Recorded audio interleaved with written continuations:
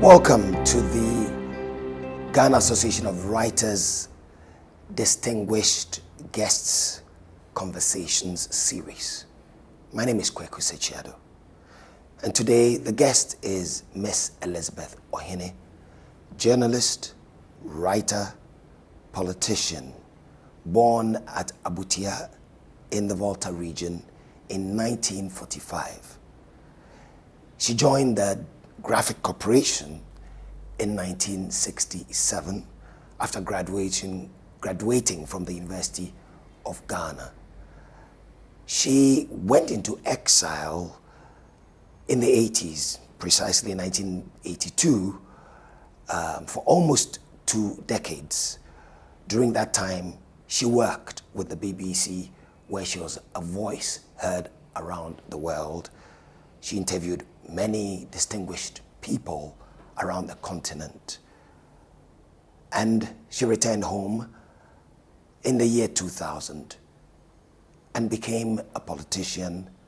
She was a minister in the government of President John Kufuor. These days, I'm not quite sure what she does besides hearing her pieces occasionally on the BBC and her column in the Daily Graphic. Her nickname is Grandma. I wonder why that is. So, Grandma, if I may call you so, 2 questions to begin with. What on earth do you do these days? What do I do? I think when I was with the BBC, it's the time that I was told my middle name was Permanently Outraged. So I spend my time being permanently outraged and trying to do things about it. I'm active with my political party. I'm active doing what I can when I see things that I can volunteer myself for. Where's the name Grandma from? Oh, okay. When I started work with the Graphic, I was on the Daily Graphic. Then I started writing a column for the Mirror. I think at the time it was still called the Sunday Mirror, I'm not quite sure. Anyway, being edited at the time by Mr. Nicholas Alando, or later known as Raifu, Ambassador Raifu Alando. And between the two of us, we decided that the column should be called Chat with Grandma. I was 22 years old. And I started it, and it became a very popular weekly column. And the name Grandma came from there, so much so that I have friends, children of my friends, who call me Auntie Granny because they think that Grandma is like my name, and they can't just call me Grandma, because it's my name, and you are not allowed in Ghana to call an elder. So they now call me Auntie Granny, which is fine. So I've been Grandma. I was Grandma before I became a mother, and before you became a proper grandmother. Yeah. But I understand also that when you were a little girl, when you were young, you were precocious, almost like a grandma. Well, you see, if you are the firstborn child, you tend to be bossy because you are never young. My sister, who comes immediately after me, was born when I was 2. And then my brother was born when I was 4. And then, it's gone. So, you see, if you are 4 and you have 2 after you, they always say, oh, you are old, you can't cry, you can't do this, you do that, you do that. And when you are 10, you are old. But the people who are now 4 or 6 or 8, they are always babies because you know. So that's how, if you are firstborn, you have no choice but to be bossy. That's my excuse anyway. So you have leadership thrust upon you. If you are firstborn, you have no choice, I think. So where did the journalism come from? Did you choose journalism, or did journalism discover or find you? I think I was always going to do something with words. Right from school, you know, I gravitated towards the school magazine, the school newspaper, in secondary school, in the university. I always gravitated towards that. But I hadn't worked it out in myself for myself that I was going to work within a newspaper, or I didn't say I was going to be a journalist. I remember telling my mother that I wanted to write. And she said, I'm not sure that you make enough money to look after yourself. And we laughed about it. So, but as far as ending up at the Graphic, I graduated from the University of Ghana. And of course, you went to the Kwame Nkrumah Ideological Institute in order to qualify to go to university. Well, those days, by the time I graduated, the Osagifo had been overthrown, so you didn't have to go to. But those days, at the time that I was going to the university, 1964, October, to be able to go to the university, you had to go, it was obligatory, for a 2-week ideological orientation at the Kwame Nkrumah University of Ideology in Winneba. We all did. Kwame Nkrumah Institute. Institute of Ideology. It was great fun. It was great fun. And what did you learn?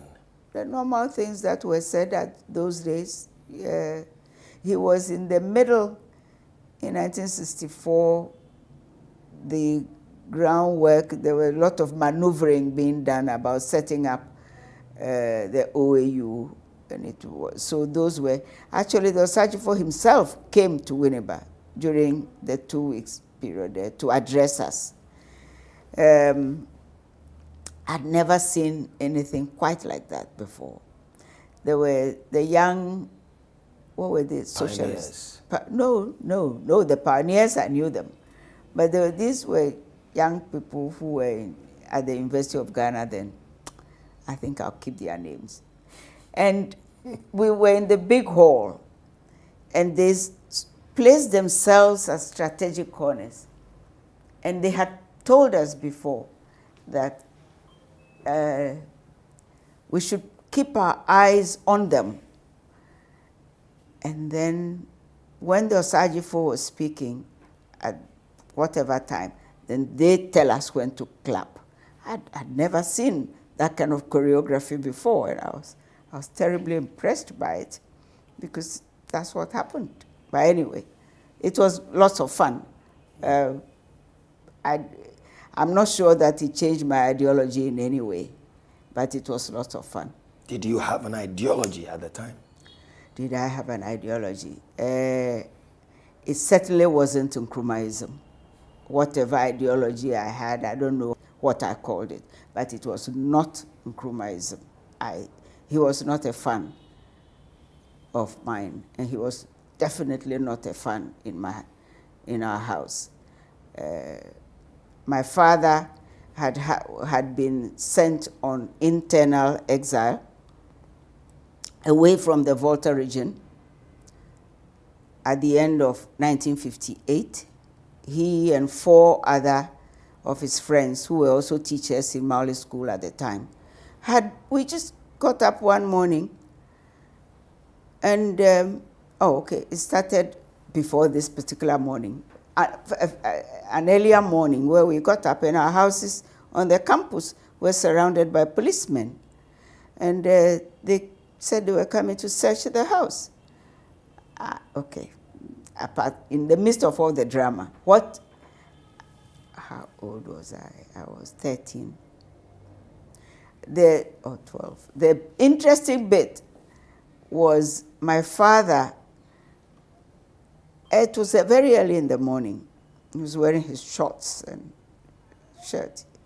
And he meets the police, whoever, I don't know what rank he was, who was in charge of who was going to search the house. And my father said, "Take off your hat." And the policeman was a bit surprised. He said, "I want to make sure that you haven't got anything in your hat, that you are and empty your pockets." Okay. And the policeman was a bit startled, but he did. And they went into the house and they spent, I don't know, it seemed to me at that time, a very long time. I don't know how long it was. And they didn't find anything of interest that they took. And but a few weeks later, it was announced on the radio that that's my father, and 4 others of his friends who were also teachers on the campus could not live or work in the Volta region anymore. And that was it. So my father ended up in Abuakwa State College in Chebi as a teacher there, where he later became headmaster. So I had then... Became headmaster after Nkrumah's overthrow? No, he became headmaster in Abusco, yes, whilst Nkrumah was still there. So we lived in Chebi for 5 years. That's a different story. And the headmaster of Mauli School, I don't know how it was arranged, what happened, but anyway, my father went back to Mauli School he left, he was chased out at the end of my first year in Mauli School, 1958. He came back at the beginning of my last year, my upper 6 in Mauli School. So that was it. I don't know why he was now allowed back. But did you know why he was, quote unquote, transferred or exiled? Or removed out of the Volta region? He and his friends, these 4 friends, were known not to be CPP. I think that's as much as I know. Yeah. And so, how you became a journalist? Yes. How did I become a journalist? In fact, when we were was it my first year at the university, television started in Ghana. That's when television started in Ghana, that year. So I thought, okay, when I finished, I applied for a job with GBC. And they wrote to invite me for an interview. Now, while I was waiting for the interview, somebody said to me that the Graphic was recruiting. So I wrote to them. And then they invited me for an interview 2 days later. And I went to the interview. And they called me the next day and said I had a job. So I never did go to the GBC interview. So that's how I ended up at the Graphic. So maybe if I had gone to the GBC one first, maybe I would have ended up there. In television or radio? Or radio, yeah. But I ended up at the Graphic. But eventually, of course, you did end up on radio. Yes, exactly. At the BBC. So your days at the Graphic eventually became, you were a columnist and then I was the editor. Everything. Yeah, and you became editor under interesting circumstances. Very, very. You became editor what year? Was that 79. 79. It's 79, and there are very interesting circumstances. This is after the June 4th uprising. And the editor, so one day we are there soon after, and later became the late Justice Afre, who was the Commissioner for Information. DK Afre. Yeah, came to me and said that the AFRC had decided to appoint me as editor. And took me a bit startled. I said, why? And he said, what do you mean, why? It's like, people don't say such things. Don't you realize the chaos we are in?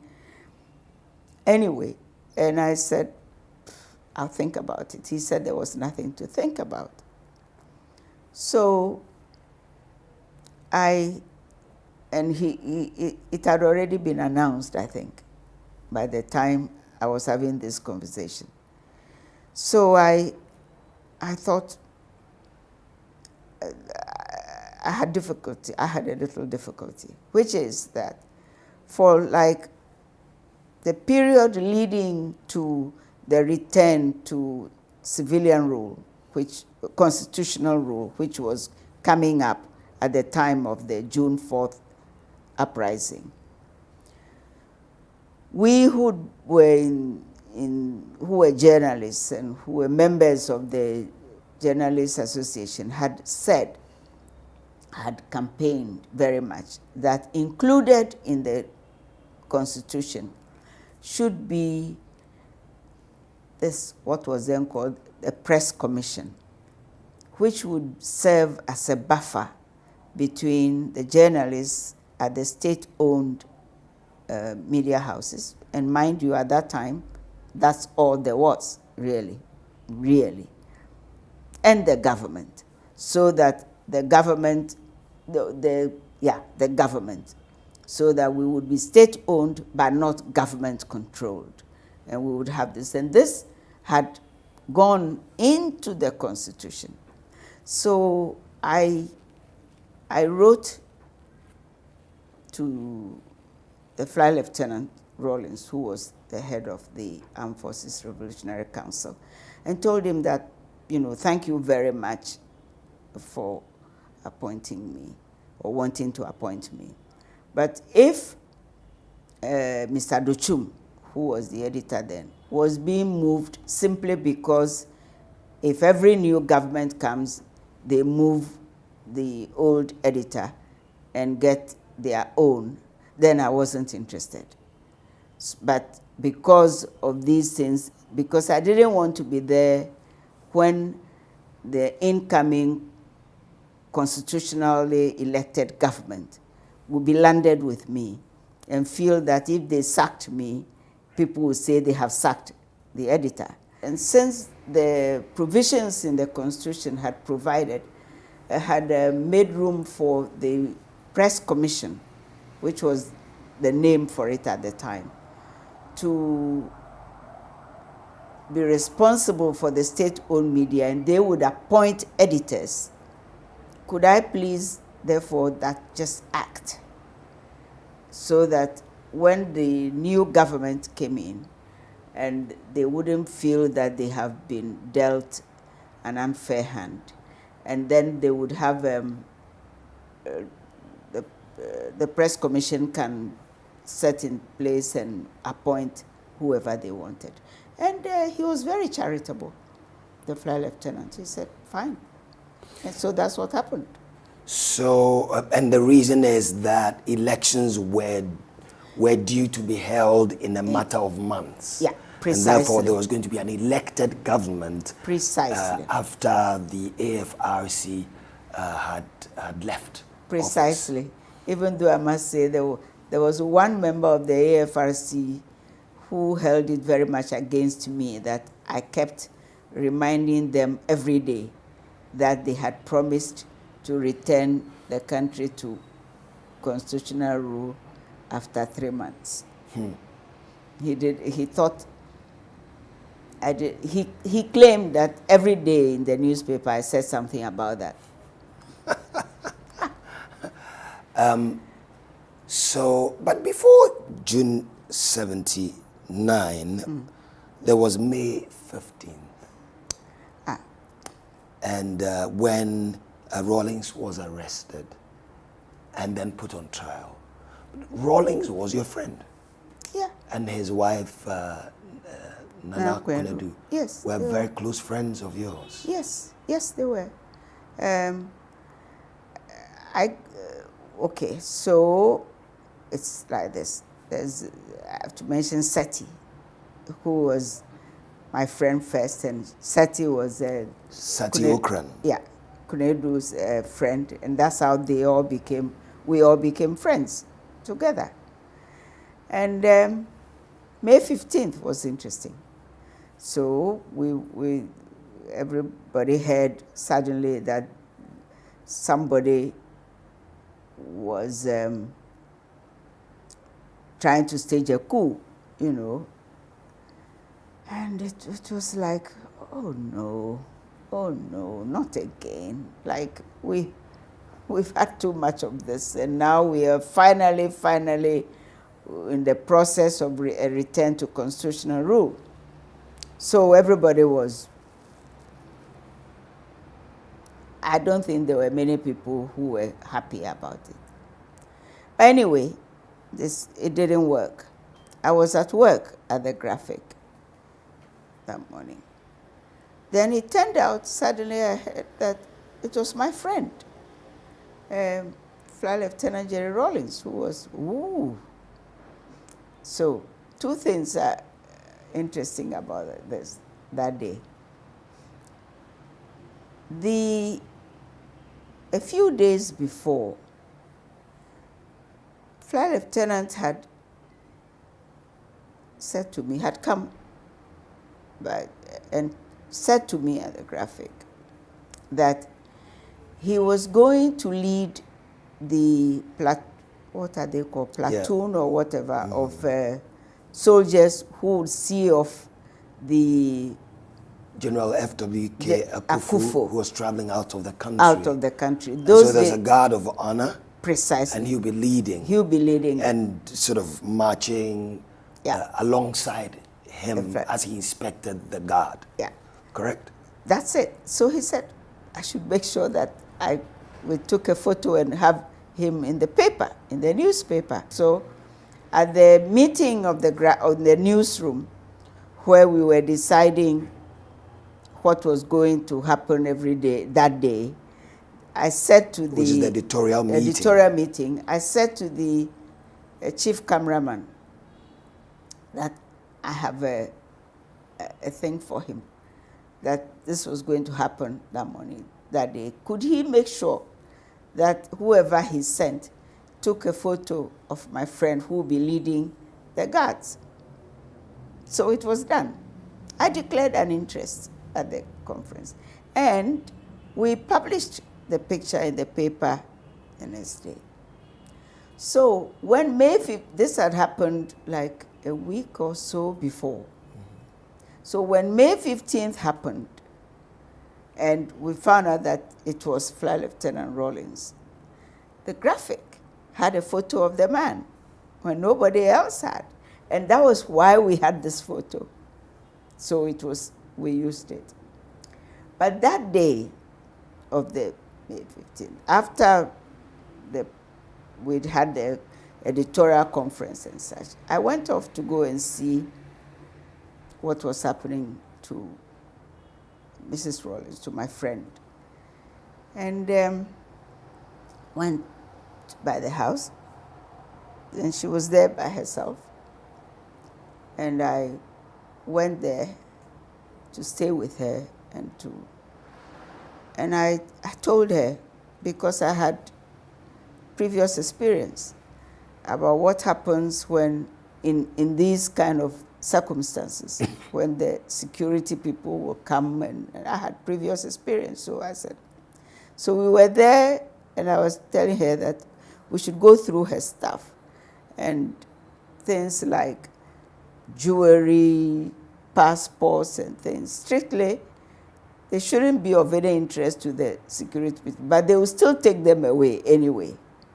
So we should, so whilst we are doing this, a knock comes on the door.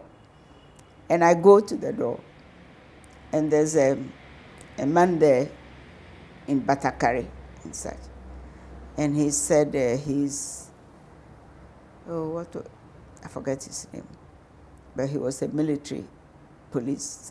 And he said there was someone else standing behind him. And he said they had come to search the house. I said, really? I said, you have a search warrant? And he chuckled. He said, a search warrant? I said, yeah. He said, don't you know what has happened today? I said, yeah, I do. He said, isn't this Flight Lieutenant Rawlins' house? I said, yes. I said, we've come to say, I said, you can't enter. You need a search warrant. And he said, okay. And he left. And I closed the door. And I laughed a bit to myself, and I thought, okay, you got away with that one. So I going back in there, and I said to Krendu what had happened. And so we finished tidying up the things, and I packed the things. And my car was parked outside, and I went and put the stuff in the boot of my car and came back to sit in the house. So jewelry and passport. Whatever we thought.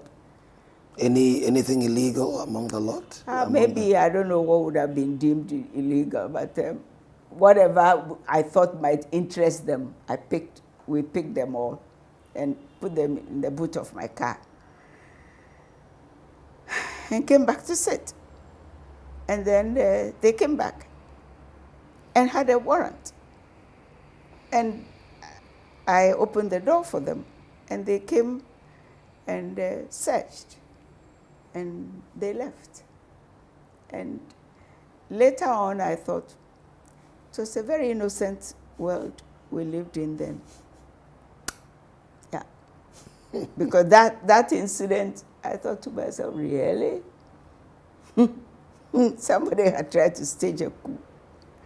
He'd been arrested. He was being kept. And they'd come to search his house. And this slip of a girl stands at the door and says, you can't enter because you don't have a search warrant. And the guy said, fine. And he went away, and he came back with a search warrant. I think this country, anyway, that's what it was. I just thought that was I liked it. Right. There were many things about it that I liked, but... And then there was the executions subsequently. Yeah. And you were the editor. And generals were executed. And you wrote an editorial the morning after the executions, questioning what the AFRC had done. That foolhardy, or was that bravery? No, it wasn't foolhardy, it wasn't brave.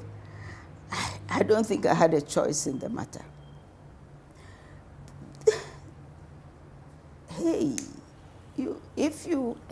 I don't know what you were doing then, but... Not a whole lot. Yeah, okay. This country was the tension. And when people are out there saying, let the blood flow, people have been taken out there and executed. Ohene must die. Oh, yes. Yes, I just felt that I didn't have a choice in the matter, that the Daily Graphic had to take a position. I don't think everybody agreed with me on the paper. Luckily, my two friends Ben Mensah and Kofi Akumenyi, who supported me. But I just thought that, hey, if it's the last thing I do, I was going to write about it and take a position on it. But you see, that editorial really didn't say that, didn't abuse the AFRC, didn't call them names or anything. I was just saying, let people, those who were quiet should make their voices heard. Can I read a couple of paragraphs of what you wrote? Okay. So the title is Stand Up and Be Counted. On June 27th, 1979. And who had been executed, by the way, as of that time? Well, earlier, Yes. General June 16th. Yeah, General Achampong and Utuka Utuka had been executed. That had upset me a lot. And I'd written an article about it, saying that, no, this is not the way. This is not what should happen. So when this round happened, I was like, hey, what's going on here? So this was Kote, General Kote, Akufo, Afrifa, Feli, Amedume, Boachi. Yeah, Boachi. Yeah, that's it. Yeah. Yeah. And so you said that this time more than ever before, people must make their voices heard, one way or the other. The Ghana Bar Association, which has a very proud history of always being in the vanguard of national affairs, has been uncharacteristically silent during these traumatic times. It surely cannot be for want of an opinion, nor can it be that this very august body hasn't found events in the country worthy of its attention. And then you go on to say, how should the silence of the political parties, well, actually before that, you say, such an attitude might be pardonable among the uninformed public. But for a group like the Bar Association, it is a disgraceful shirking of responsibility. Then you say, how should the silence of the political parties and their leaders be interpreted? Are they also playing it safe? Simply because it would be politically imprudent and might lose votes? Let them not forget that it is this same country they are struggling so hard to lead, and they cannot pretend that whatever happens in this country before they get into power does not concern them. So you go on and then you conclude by saying you quote from the poet John Donne, "No man is an island entire of itself. Every man is a piece of the continent, a part of the main. Any man's death diminishes me because I'm involved in mankind, and therefore never send to know for whom the bell tolls, for it tolls for thee." Yeah. Yes. As I said, there was no drama to it, really. I just had to do it, and I did it. Did you have no fear? No. No. Did the fact that Rawlings was your friend have bolster your courage, that your friend wouldn't have you picked up and shot, or maltreated, or incarcerated, or something? Or did you not? I hope not, but I didn't think. I didn't think through that way. And anyway, in the kind of atmosphere that we were in, if there were determined people wanting to string me along, I don't think he could have stopped it. At the time, you also wrote about certain things. You talked about shortage of water, rubbish in the dirt, and rubbish in the city and or cities and towns, and so on. Just sort of, fast forwarding to today, Yeah. has a whole lot changed? That for me is the saddest part of my life. Sometimes I feel like it's all been a total waste. These, how many years? 50 years or, yeah, more than 50 years of constantly going on and on about things. Because if you go through... Constantly being grandma. Yes. And it's the same things we wrote about. It's the same things about people, about our responsibilities. Every once in a while, something will come up about rights. But nobody has ever been keen on the other bit of responsibilities. I got into trouble for suggesting that you can't be going about rights if you don't accept that rights come with responsibilities. This is back in 1979. I got into trouble with that. So I used to think, and I put it down at the time very much to the military governments, because I thought that the military have a way of doing things which is good for the military. Like, they don't know how to deal with no. Because in their setup, regimentation. You don't have no. But in a normal everyday life, people say no all the time. Or not just no, they just don't, you say they don't do it. It would even be helpful if they said no and you knew that they weren't going to do it, but they simply don't do it. But that's what you have to cope with. So when you have a military government and all they know is, I've given an order and it to be done, it doesn't work. And then they discover soon enough, or we, who they are purporting to govern, discover soon enough that it doesn't take very long for them to adopt our ways, the ways that they had complained about, whatever.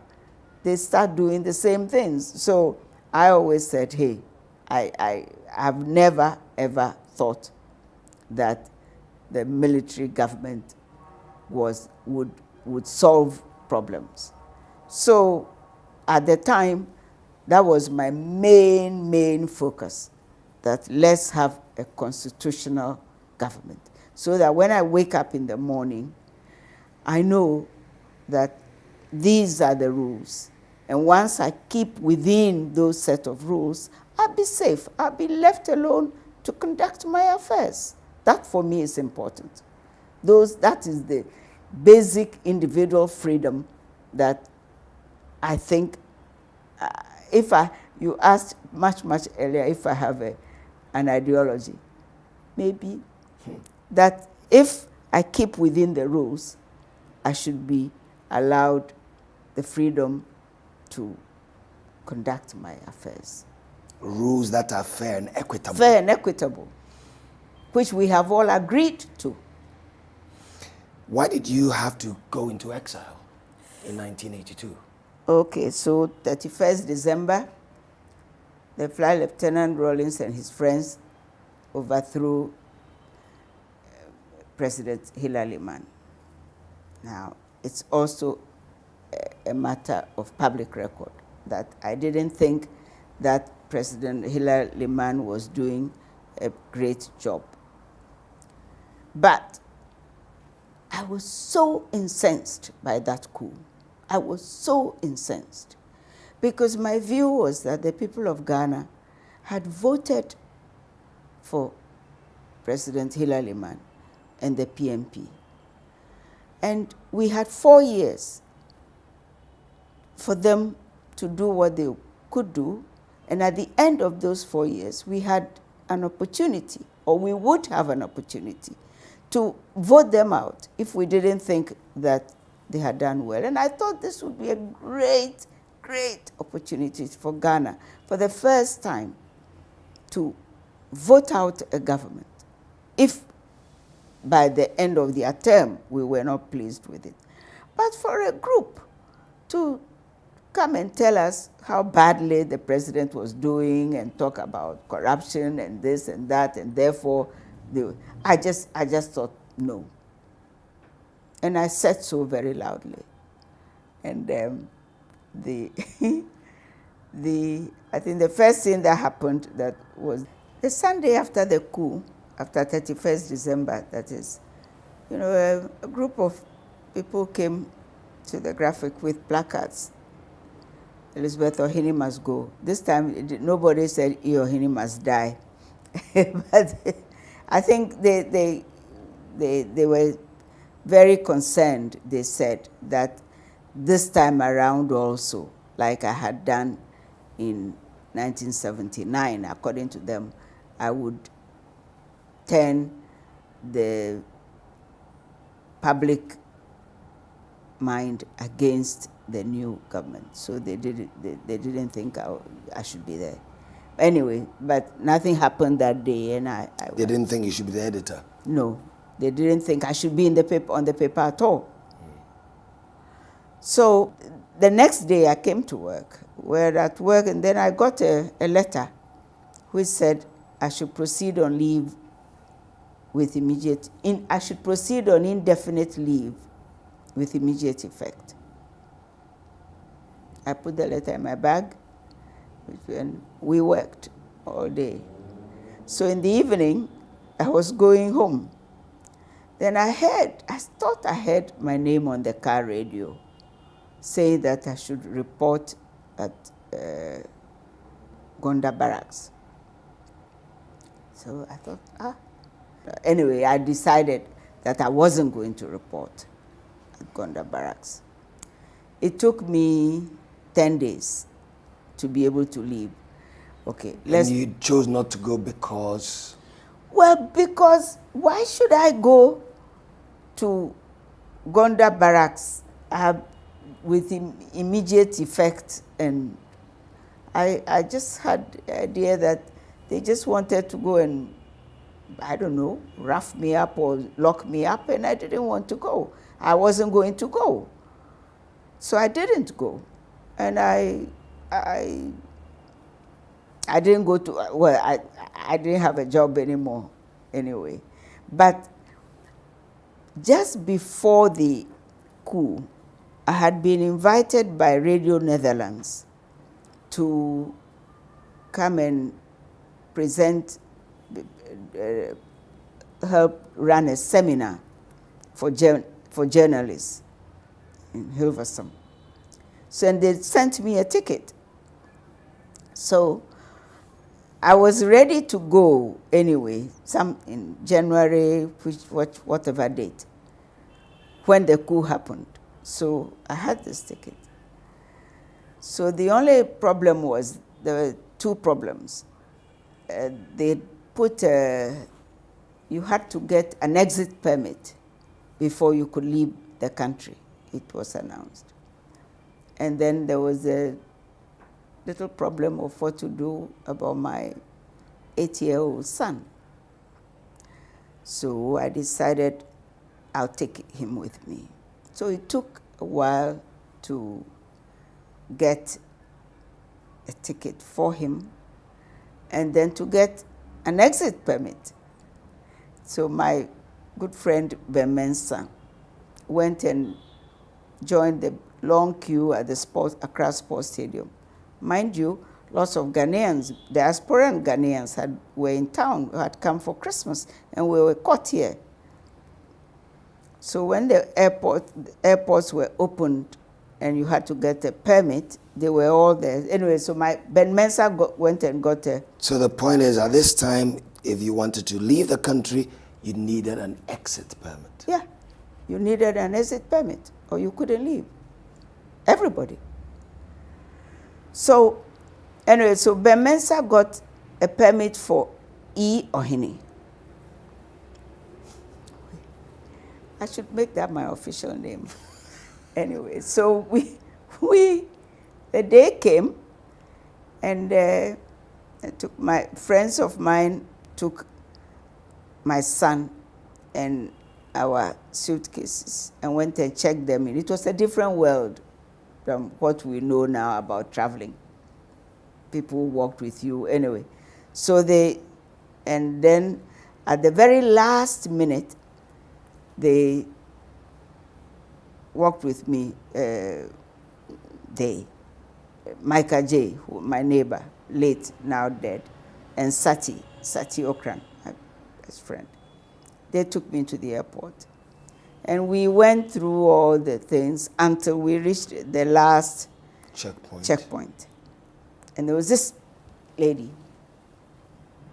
How shall I describe her? Big boned. And I gave her my things, and she looked at the exit permit, and she looked, and she said, "Aren't you Elizabeth Ohene?" I said, "Yeah." And she said, "You are running away." And I said, "I'm standing right in front of you. How can you say I'm running?" She didn't see the joke. She was not amused. And she said she had to check whether I should be allowed to go or not. Now, I just knew at that time that if she went to check, even if my name was not on any list, but whoever she would check with, that person too would say, "Hey, I shouldn't take this decision." That person too would want to check. The next person would want to check. By all means, I wasn't going to be on that plane, even if nothing. So anyway, so I'm standing there. And then she was making it, she said that for my address, I had written 14 Sula Loop, North Labone, which was my address.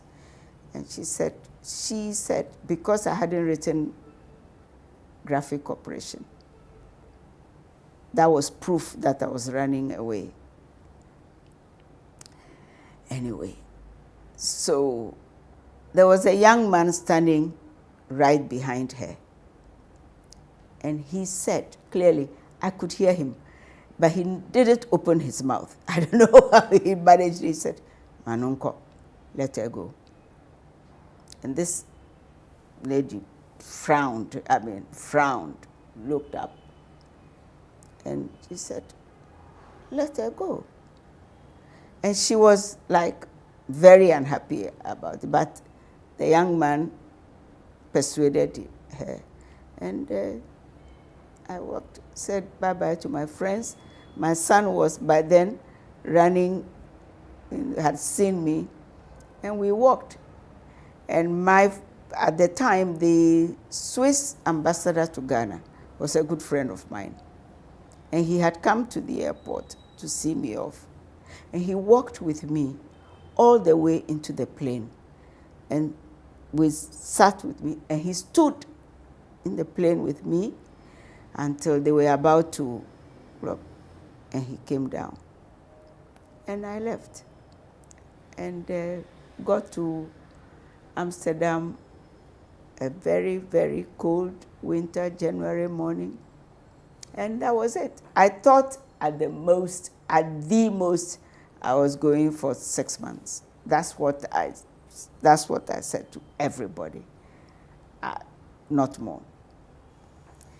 In the event, I didn't step foot in Ghana again till 1991, when my father died. This is almost 10 years later. Yeah.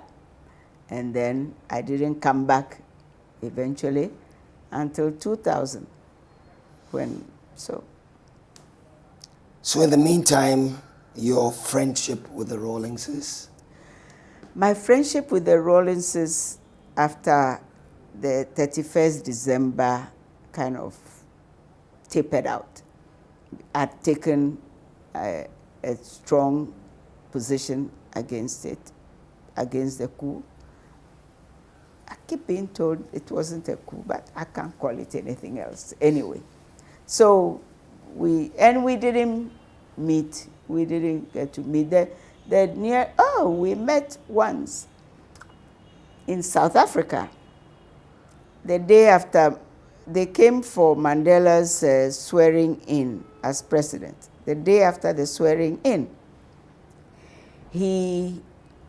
I was taking the day off. I'd been working so hard with the BBC. And I was lying in bed when my, whatever we were called, we used to wear whatever it was. That would pager. Pager. My pager went, saying that the president of Ghana was going to go and lay a wreath in Soweto at the Peterson place. So if we wanted to cover it. This is Peterson, who was the first person to die in the Soweto riots in exactly 1976. Yeah. So Ben Dosemalo, who was also working for the BBC and had been sent for the elections and thing, called me and said, could I take him, please? So we went and I saw them. And but up until then, I don't think we had ever met. So you spoke? Yeah, I definitely spoke. Well, I spoke with Mrs. Rawlings, but Ben Dosemalo went and interviewed the president. I tried to get an interview from Mrs. Rawlings, and she wouldn't give me an interview. But have you spoken lately, you and Mrs. Rawlings? Oh yeah. Okay. Oh yeah. I think time. We've all grown older. What is there? I've spoken with her. I was at her book launch. So. And Mr. Rawlings? Mr. Rawlings. Prior to his passing? Prior to his passing, yeah, I'd met a few. I once went to Achimota School function. It's an old Achimota School function where I had been persuaded to go. It's a long story, but I was told that I should go and represent my father. My father! Yeah, okay, he's an old Achimotan. But so, anyway, there was some reason why I had to go. And I went and I met him. And he said, I didn't know you were an old Achimotan. I said, no, I'm not an old Achimotan. And we spoke. Your time in South Africa was very interesting. And you were not just a journalist, you were also almost an activist. And you developed a close friendship with Cyril Ramaphosa. And you continue to be on first name terms.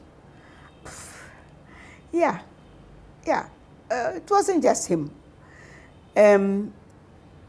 These were in the years before. Okay, when I joined the BBC, the first country that they wanted me to report from was South Africa. But I couldn't get a visa. I joined the BBC in 1986. I couldn't get a visa. And the BBC tried, but my Ghana visa, which had a big stamp, Ghana passport, which had a big thing in it saying not good for travel to South Africa or any of the Bantustans, whatever. Anyways, one fine day, I was interviewing the late Helen Suzman, who was the South African anti-apartheid, a white South African MP. I was interviewing her for the BBC by telephone from London. And at the end of the interview, she said to me, Elizabeth, why don't you come to South Africa and see things for yourself? And I said, I've been trying for 2 years, for 3 years, and they won't give me a visa. And she said, who won't give you a visa? I said, your embassy here. She said, really? send me your details. When we finish this, send me your details. And I did. A week later, the South African embassy in London called me and gave me a visa. This is 1989.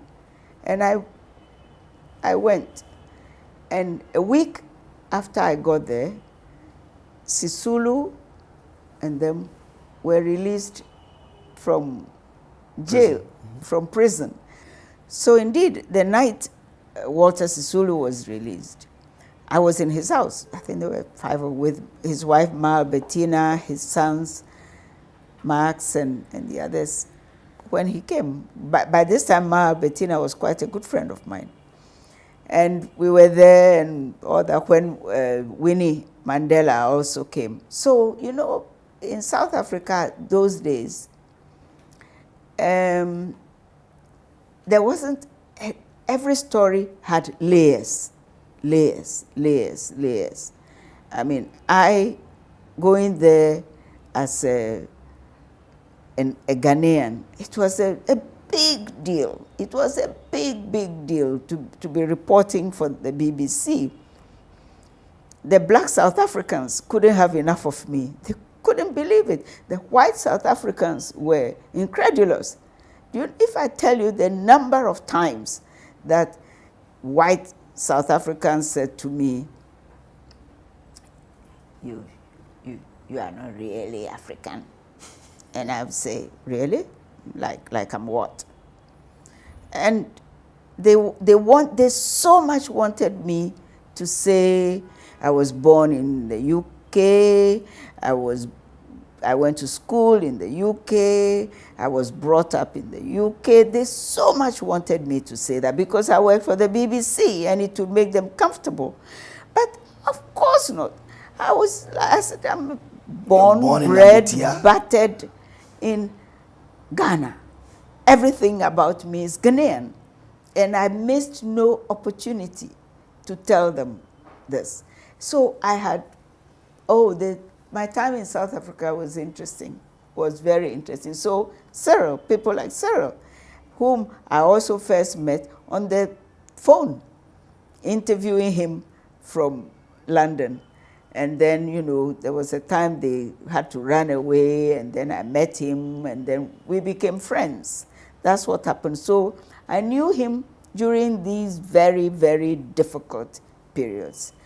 And when the BBC then, you know, so I went in it, the 89 one, I ended up spending a month. Then I went again. Then Mandela was released, and I went. And I went again, and then I was sent as a correspondent. And I spent the whole of 93 there, and all the way to the elections. Mind you, if you put your mind back to those days, the days where bombs were going up every day, and our reporting was, you know, you were in the line of fire. Well, we had to wear what were they called? Flak jackets. Those the very heavy ones all the way, and to be able to go. Helmets. Helmets. There was the Sunday. One day we were going. You know, there was somebody standing right by me. Cyril was also there. Was shot, and she was an Indian journalist, and my jeans were completely splattered with her blood and her body parts and stuff like that. So, you know, we went through, some of the stories were not good. You know, some of the stories were not good. And up until the day of the elections, we didn't know that it would happen because something was always not going to happen. I went, then the Afrikaners took a liking to me at one stage. You know, I would go into their meetings and report from there. So, and people felt you were taking your life in your hands because one of them could just get angry, you know, because they were totally unpredictable those days. So, I liked it. I enjoyed my time in South Africa. Everything was new.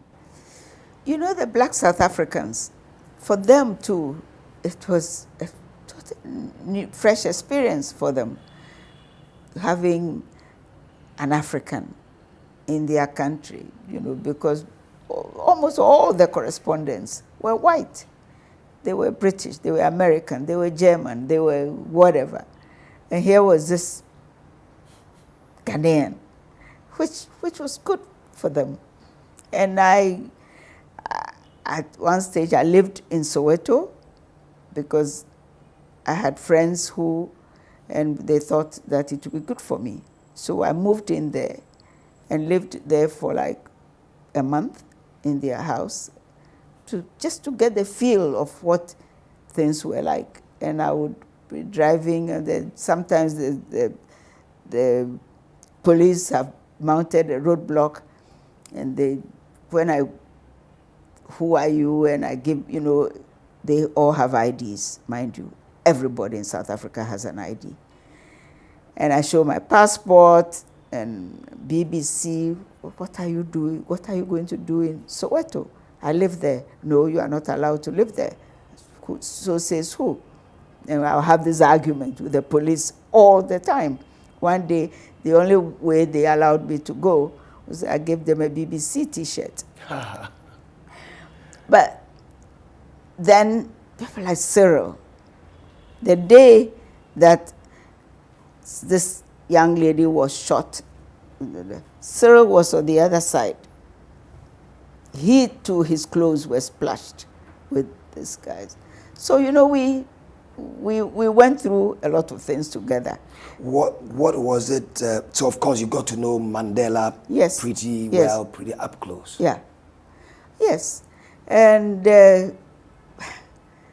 he was everything that you see that is said about. That it says on the can. Exactly. He is everything that it says on the can. You know, I must say, and there was Thabo Mbeki, who, and his wife, who were friends of mine.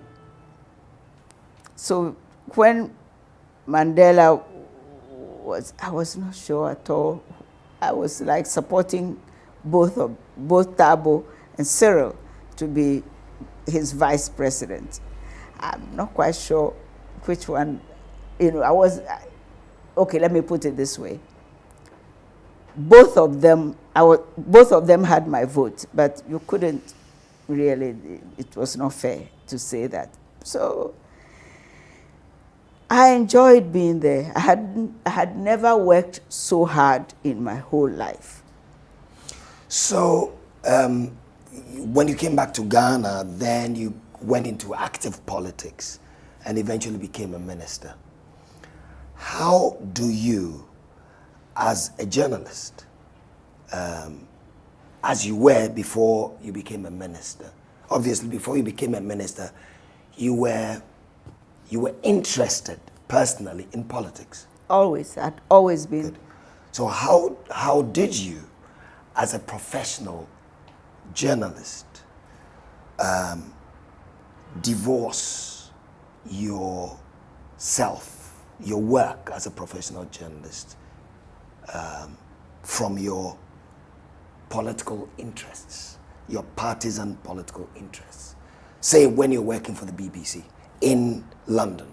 Well, in London, which covered politics in Ghana. Yeah, okay. When I joined the BBC, I had joined the BBC from doing 3 years of Talking Drums, which was a very angry news magazine and every week after week after week, I'd in there criticizing, lambasting what was going on in Ghana then, you know, 83, 84, 85, every day.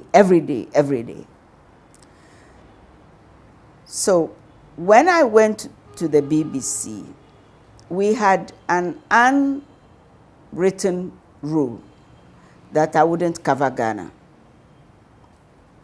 which was what, indeed, up until Oh, I don't think I ever covered Ghana for the BBC up until the very late. After a while, I mean, like, Robin White, the editor, might talk to me about things, but it was very clear that I was not going to cover Ghana, and I didn't. So, but I'd also like to think that, say, for example, in South Africa, I'd like to think that I had friends among the ANC and the PAC people. I had friends like Helen Suzman, but I like to think that I was able to do a thoroughly professional job, even though I had these friends, even though I believed in what I believed in. When it came to reporting, I'm able to report in a straightforward manner. Oh, yes. How do you see the media in Ghana today in that respect? You know, that's one of the questions that I wished you hadn't asked me. But which I have. But which you have, yes. I'm happy about the fact that it is no longer an argument about having only one voice, or that we have diverse voices. I'm very glad about that. But I am not so glad about the fact that the basic professional things that by now I thought would be regular are not. For example? For example, the things that, say, Ghana, cocoa, I think remains our biggest export owner. If you can listen to the radio, read the newspapers, watch television for a whole year, and unless Cocoa Board says something or there's nothing about that industry. I don't get it. Or say, look at all the things that where we get our money from, even gold. The But only story, it's in the new, the only story is Galamsey, which should be, because it's affecting water bodies, the lives of people, and we should. But nobody does stories about how gold is mined, really. And the local industry, the jewelry, the local goldsmiths and such. I don't know. How do you become a goldsmith in Ghana? Where do you learn your trade? How do those things happen? Food, everyday food. You know, and then we complain, this is wearing my journalism hat, about the politicians. But I learned that you can do your work. You can do your work without the politicians. You can go on talking and talking and talking, and I can be doing my work. I don't know. I don't know if I've given you an answer, but I think I'm saying all this not to give an answer. Yeah. I don't know. I don't know the answer to that, or maybe You'd have made a good diplomat. Probably. And that is strange, because I would have made a very bad diplomat. Because I don't know how not to say what I feel, which is what I'm struggling with right now. And in your collection of articles, opinion pieces, in this book, Thinking Aloud, there's a piece in here where you discuss you discuss politicians, members of parliament, lawyers. Yes, I just saw that I hope it doesn't bring me to the privileges committee. But I just thought this would that bother you?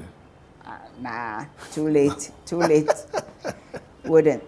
This was an article that was published on December 22nd, 1981. I'll read 2 paragraphs. What is the title? It's called Phone Tapping, Action and Reaction. It was published on December 22nd, 1981. Which is 9 days before the coup. Yeah. Let me read. I think I'll just read the first 2 paragraphs. That would be trouble enough. It says, "It's finally getting through to me that part of the reason members of parliament are called honorable must have something to do with the same reason that lawyers are called learned. If you try to look up these 2 words, honorable and learned, from the dictionary, and you were to try to match them with some MPs and some lawyers that you know, you might very well find yourself in a lot of trouble. For learned, as you and I understand it, some lawyers definitely are not. And I know many people who have had dishonorable dealings with MPs throughout the ages." I dread to think what the rest of the article says. By the way, this was on December 22nd, 1981. So you see where we were.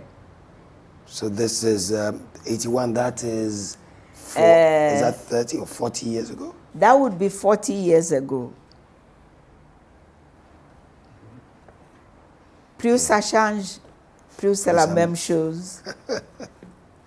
Thank you, Grandma. You are most welcome. It's been good talking with you.